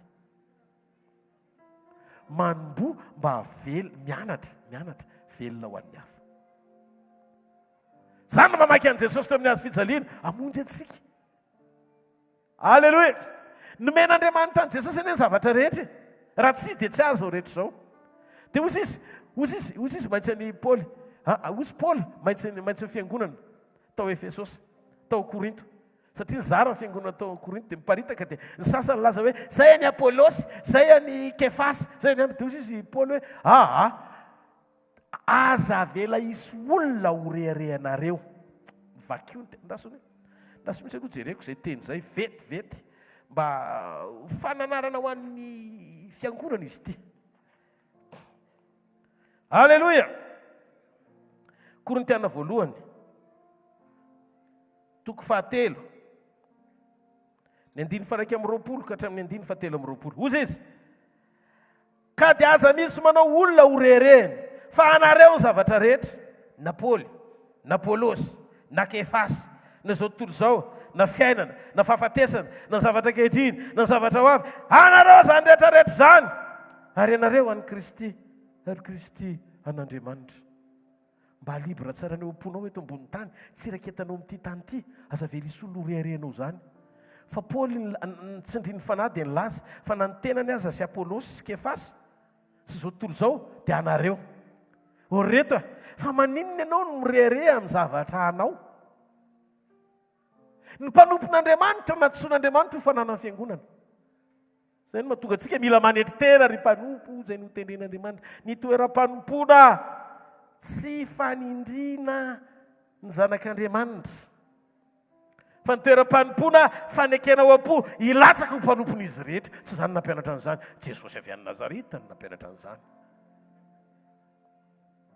dia ozy izy anareo na Apolosy na Kefasy na Paoly nefa ny tena no nolazainy eo anareo fa manino ny Paoly miteny an'izany inona ny zavatra tiany Paoly anairana antsika tehiteny izy fa anareo ny zavatra rehetra ianareo any Kristy ary Kristy an'Andriamanitra midika fa an'Andriamanitra ihany ny zavatra rehetra tsy marina ve zany an'Andriamanitra ihany ny zavatra rehetra dia enao zany inona ny tokony ataonao eto manomboko zao ianao ataovy ohatran'ny hoe gérant ny zavatra rehetra fotsiny amboary ho fo aza miraikidraikitra ao anatin'io hay ny satrokako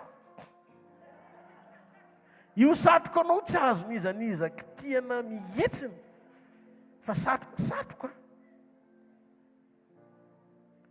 zany no mahatonga an'ireny olona hoe le kizitina be reny hoe misy zavatra manan-javatra tsara izy ohatra dia vao lasa izy dia opialana any izy dia efa miteny sady le ty le zavatra tsy fonao iny fa anandray loty izao dia ndao le tsika isainy raha mandalo sy miserina ohatr' izany ny zavatra rehetra inona nametrahanao fo amin'ny zavatra mandalo dia maninona raha mifodeny androany tsy miraiki-po amin'ny tany be zany fa zany mipetina tsy ahalalana Andriamanitra anao fotoana iverenana any Jesosy any ny zavatra rehetra fa tsy Jesosy teto tany tsy nanan-javatra nysoratra tamin'ny anarany le briky ny indraminy an'olona vita ny fitondrana le briky naterina rehefa misy zavatra azonao ampiasaina dia misaoran'Andriamanitra raha mindrana ianao aloha amen moe izy sy nanana trano amin'ny anarany fa isaky ny anao fandraisana mivezivezy ary aiza indray ny tianao anaovana azy atso dia izy mihitsy noteny zanak'olona hoe tsy manana trano zay tiana ny lohany nefa tompo zavatra rehetra fasana indray maty izy fahasambaon'olona rindreny nanotrena azy fa tsy nieritreritry ny faty koa izy dia tsy nanao fasana nefa ny nahafatesana no ahatongavany teto antany amin'ny toeranao dia hoy izy Andriamanitra nijery jereko ny fony tsy misahatache eto ambonin'ity tany ty tsy miraikitra amin'ity tany ty mihitsy ny fon'le zanako na fasana raha fasana ny indraminy hoy izy Andriamanitra aloha na zay fotsiny azy dia hoy izy Andriamanitra hoe aloha atsangako ka rehefa votsitra ianao ka tsy miraiki-po amin'ny tany mora kely ho anao ry fiangonana no entin'Andriamanitra raha miseho ny raha malanitra Jesosy dia hiakatra ianao tsisy vy be tsony na chaîne mihazona anao hijanona satria tavela eto no fony oka ianao maivana tsisy nininina mamatotra amin'ny fonao maneno ny trompetra tonga dia miova mihitsana hatramin'le le nofo tonga dia mitafony tsy fahalovana miatrika amin'ny mpampankatra satria tsy voafatotra io petina io azoko antoka fa valiko amin'izay ho fiangonana tsisy petina na fiketronana fiangonana masina ny atao hoe famasinana tsy voafatotry ny tany na amin'ny filan'ny nofo na amin'ny fitiavan-tena na amin'ny fitiavana ny zao tontolo zao fa libra tsara ny fo ary tsy maharary amin'izay zavatra mandalo eto ambonin'ny tany eo na amin'ny mpampankatra raha ianao zay olo zay te hafa mafy fevan'Andriamanitra halleloia atsangany ny tanany hoe azonao tsara ny zavatra nyzaraina teto androany teneny Jesosy mitsangany amin'ny toerana misy anao saotranao any amin'ny fitiavanao androany saotrany amin'ny teny fiainana izay nomenao saotra fianao mampandresy afoana isan'andro saotrany amin'ny teny fampaherezana fampijoroana fanairana atonga andeha araka ny sitraponao makasitraka tompo mendrika ianao ary mendrika mandrakizay ho anao mifankasitrahana aoka ny teninao hitoetra betsaka atao boky Jesosy e. Tena tiako izany teny izany satria tsy tonga eto hiaina amin'ny fanambazana amin'ny zavatra rehetra fa izany foana nefa nataony devoly hatramin'izay ary izany fampianarana izany efa tany edena raha hoaninareo ty dia tsy hofatinareo fa olona efa tsy tokony ho faty lasa ninana ny tsy tokony hohaniny dia niaina atao anatina fahafatesana satria io fanambazana amin'ny zavatra efa nomen'Andriamanitra ihany ao anaty vavarim-barianana no mahavery izao tontolo izao tsy ho tratra an'izany intsony Jesosy efa voafora amin'ny foko satria anao mandrakizay tsy hanota anandainga angalatra mba ho amin'ny tombony somarina azahoako fiainana vetivety eto ambonin'ny tany fa tsy mampaninina ty izao tontolo izao ty tsy eto Jesosy niraka eto amin'ny foko satria tsy naman'izao tontolo izao tsy hoe rehefa eto dia zanak'Andriamanitra fa rehefa miala eto ratsy lavitra noho ny jentilisa fa hozy ianao raha menatra eo anatrehan'ny olonareo za koa menatra anareo anatrehan'ny anjeliny raiko aza vela isy olona eto androany ka homenatra azy ianao amin'ny fotoana elany eto an-tany vai ny fonay iraiki-po tanteraka aminao ary aoka tsy ho mafy ny fonay fa fofeny fitiavana akatony sitraponao amin'ny anaran'i Jesosy amen. Mazotenina fa rehefa aveo tsika hivavaka ho amin'ny filazana sy ny fanatitra. Alleluia. Alleluia. Andao tiaka mafon'i Jesosy tsika. Toy izao manaraka izao indray ny filazanantsika rapitso sabotsy dia manana fotoantsika eto amin'ny trampokon'olona Analakely sabotsy communion manomboka amin'ny 7 ora maraina io. Ny fotoanantsika Zoma sy sabotsy mandra-pisy fiovana ary nirariana dia mba tsisy fiovana intsony aloha mandra-pavita ny centre dia mba ho eto amin'ny trampokon'olona foana ny fotoanantsika Zoma sy sabotsy. Ny sekolontsika amin'ny herinandro dia ao amin'ny shop U Analakely riana faharoa manomboka amin'ny 7 hatramin'ny 9 ora sy fefany. Dia tahaka izao manaraka izao ny programa amin'izany isaky ny alatsinainy manomboka amin'ny 7 ora maraina dia sekoly famahana olana.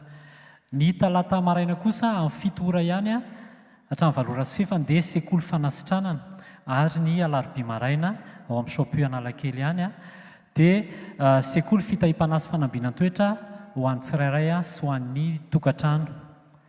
Dia amin'ny herin'ny androantsika amin'ny 4 dia miverina eto amin'ny trampokon'olona Analakely manao ny fotoana Zoma fanotronana tahaka ny androany.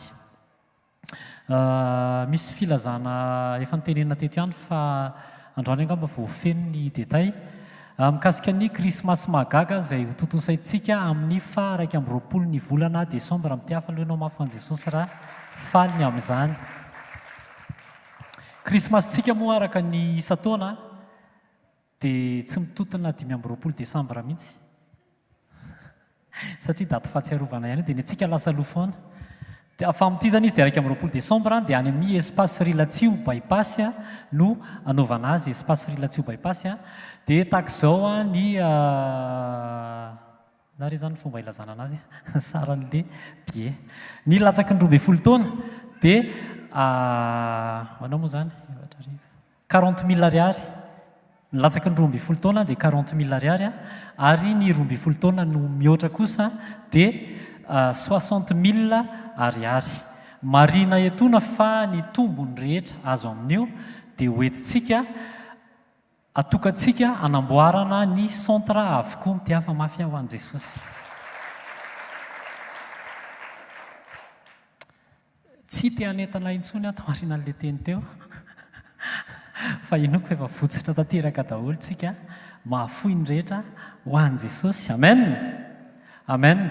Dia mila miomana zany tsika afaka mandray anjara ianao tsy voatery hoe raha ohatra ianao tsy afaka na afaka koa ianao sady mividy be fa ozy izy ianao za raha nga mba tena any amin'ilay sakafo no tena te participer be ty misy vary rogony ao an-trano alefako any dia sitrany eo mba tsy mividy vary ohatra vidy vary ny mpahandro fa le vola biana sakafo zany tonga dia makany amin'ny centre daholo sa tsy mba tsara hoe zany ozy izy tsika ohatra mitanaka be daholo tsika antanika aloha ny akaikinao hoe tsy mba mety aminao ve zany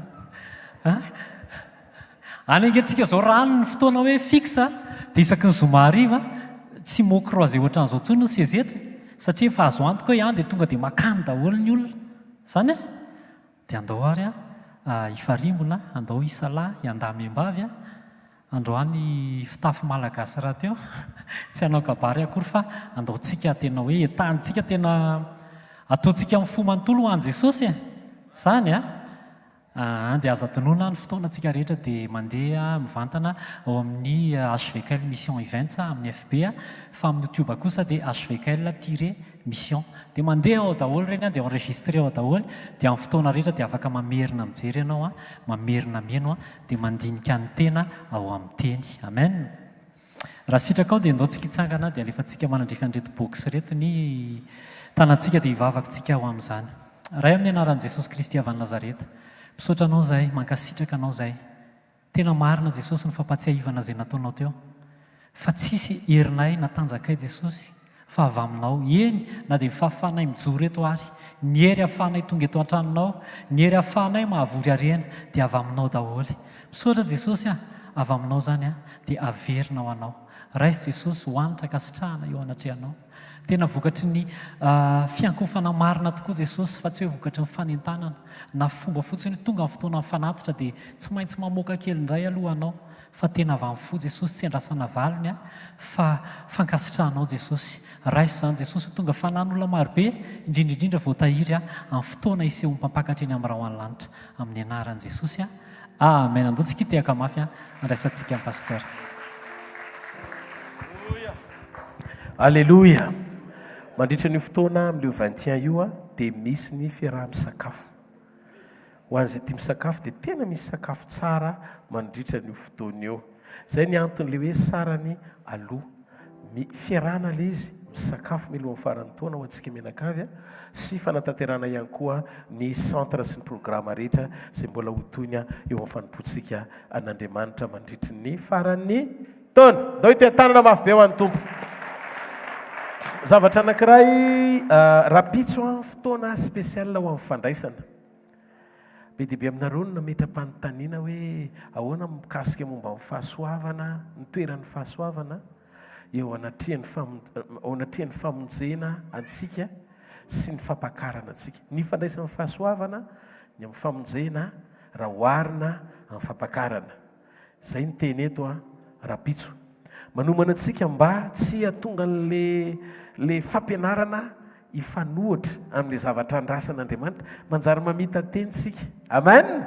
Fa aloha tena apetraka tsara mihitsy eo amin'ilay zavatra lazainy Jesosy tia ny miandry tia ny lazainy tia ny fanambarana reto ny fahasoavana tia ny zavatra disponible eto ny lalana tokony andehanana ary ny fiafarana tsara indrindra. Amen.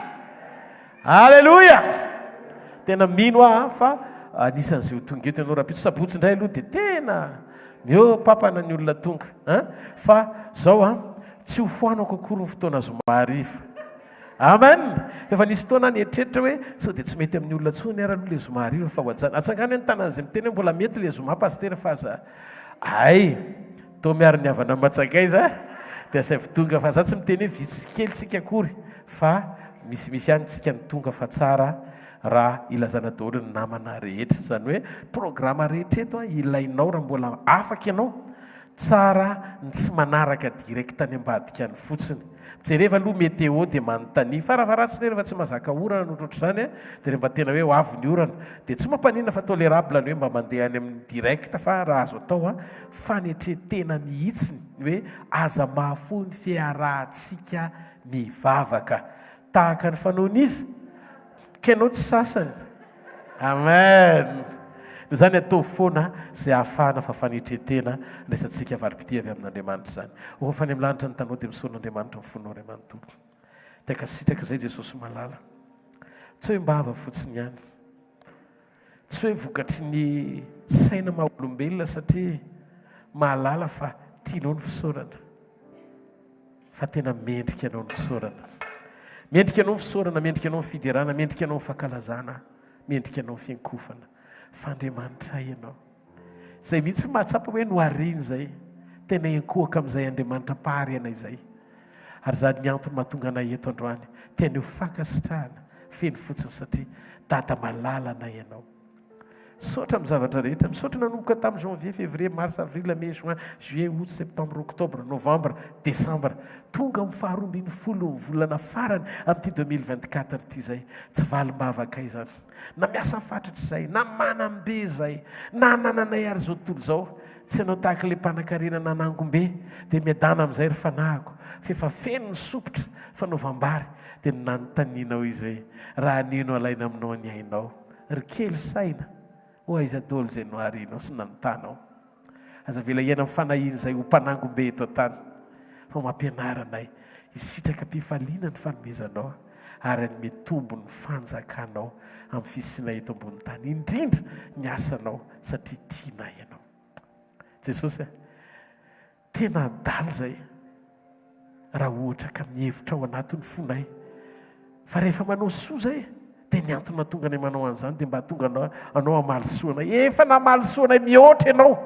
na tsy hainao nininona ary zay fa vao maiky maneho fiombonana sy fankasitrahana ao am-ponao fa tsy miraiki-po amin'izao tontolo izao kosa nefa izay raha mazoto manokatra ny fonay hanatanteraka ny asanao amin'ny lafim-piainanay iray manontolo amin'ny fonay ary ny anekenay fampanjaka ianao androany Jesosy mangataka ho andreto mpanomponao tsiray avy reto mety misy fiasarana problème tonga eto nofy ihany izy mety misy ady hatreny mety misy zavatra be dia be manokana hatreny eo an-tokantranony ao miangavy ianao a Jesosy valio izy aoka hiaino vavaka azy ianao aoka maly sy ampahita fity azy ianao ary raha misy marary eto androany Jesosy aoka hositranonao izy raiso ny fanasitranana amin'ny anaran'i Jesosy mandehana fanahina karazana retina rehetra mangeja mamatotra anao dia ho afaka eo amin'ny fiainanao zany ary tsy anakely tsy anam-pahefana raiso ny fanasitrananao amin'ny anaran'i Jesosy ao fafany amin'ny lanitra ny tanao dia misaora azy amin'ny fonao manontolo makasitraka izay ny herin'ny anaranao ny herin'ny teninao ny herin'ny fanahinao andro any ariva miasa mahery sy mampatanjaka anay afahany manompo sy manao sitraponao mandrakizay voninahitra ny ho an'ilay mitoetra amin'ny seza fiandrianana mandrakizay mpanjaka ny mpanjaka sy tompony tompo masina masina masina Jehova tompony maro eniky ny voninahiny tany rehetra hitanareo re Jehova ka hiaro anareo ampamirapiratra ny tavany aminareo re Jehova ka mindra fo aminareo anandratra ny tavany aminareo re Jehova ka aminareo fiadanana amin'ny anara mahery ny Jesosy Kristy velona masina manan-kely avy any Nazareta atsika rehetra anao hoe zareo fahasoavana fa fahasoavan'Andriamanitra ny matoy izao fa ny fahasoavan'Andriamanitra ny matoy izao anareo amen teka mafo an'Andriamanitra